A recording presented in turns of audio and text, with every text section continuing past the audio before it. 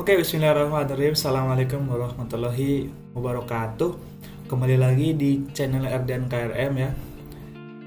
Nah, setelah kemarin kita membuat beberapa topologi jaringannya, dari mulai OSPF, terus tunneling, terus dynamic NAT dan lain-lainnya.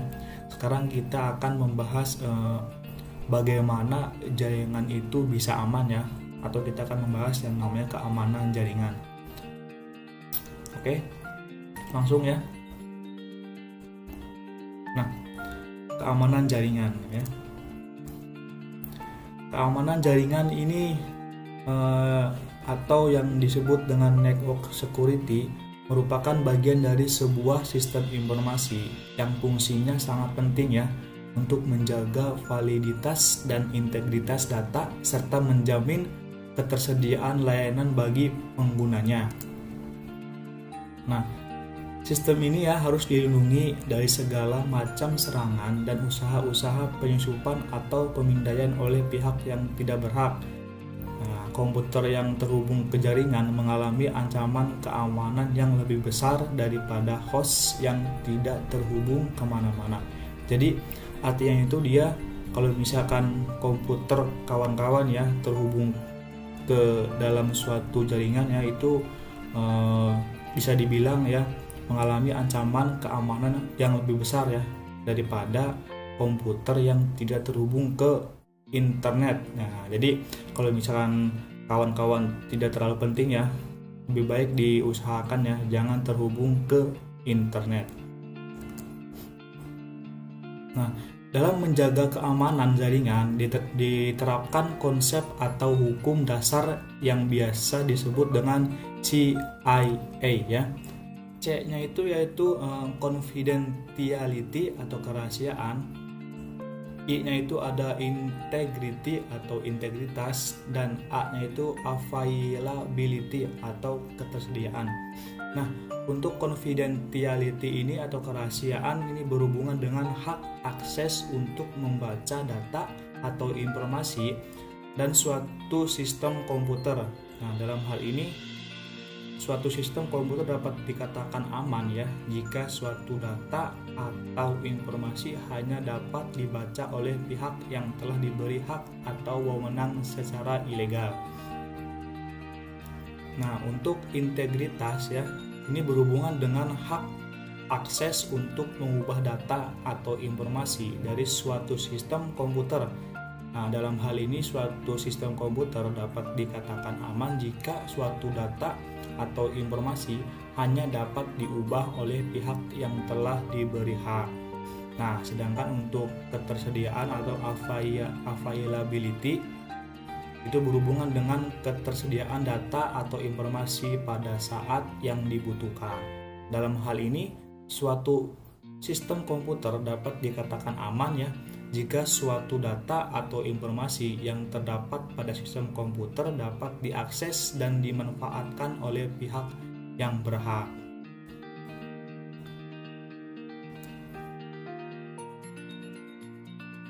Nah, serangan terhadap suatu data dalam suatu jaringan ya dapat dikategorikan menjadi dua, yaitu ada serangan pasif dan serangan aktif. Nah, serangan pasif ini merupakan serangan pada sistem autentikasi yang tidak menyisipkan data pada aliran data, tetapi ya hanya mengamati atau memonitor pengiriman informasi ke tujuan.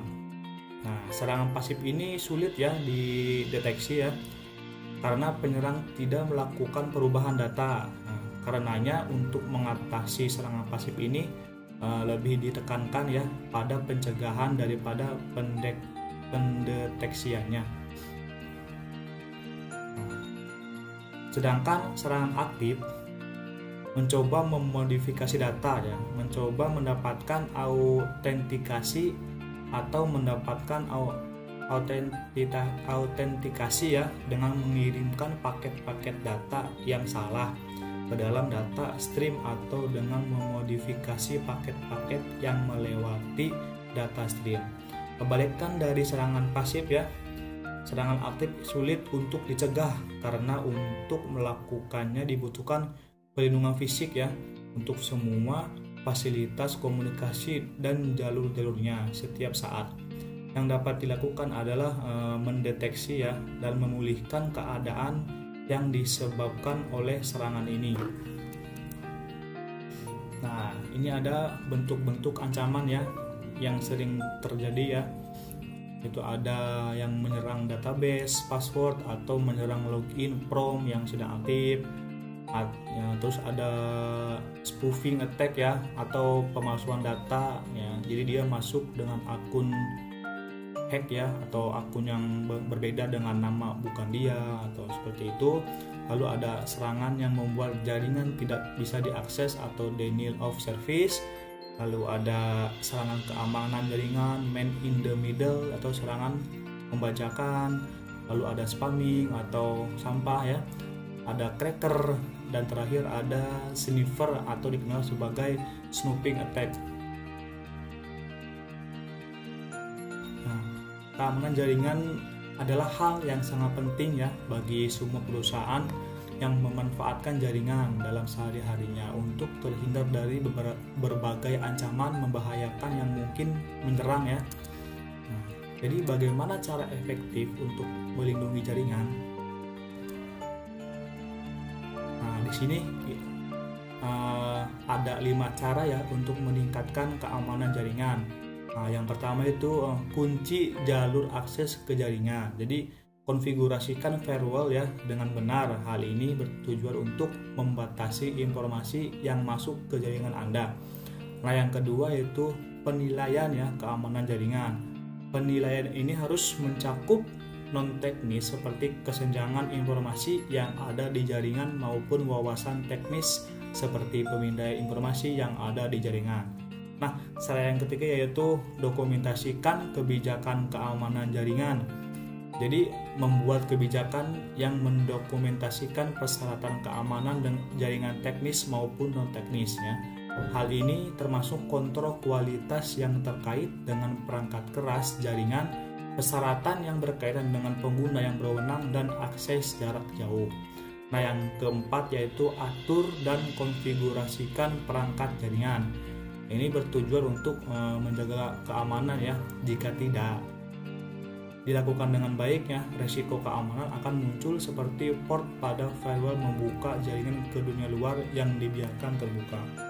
Nah, cara yang terakhir yaitu tetap ya monitoring jaringan Anda. Jika tidak terpakai ya lebih baik jangan memakai jaringan gitu ya, seperlunya saja.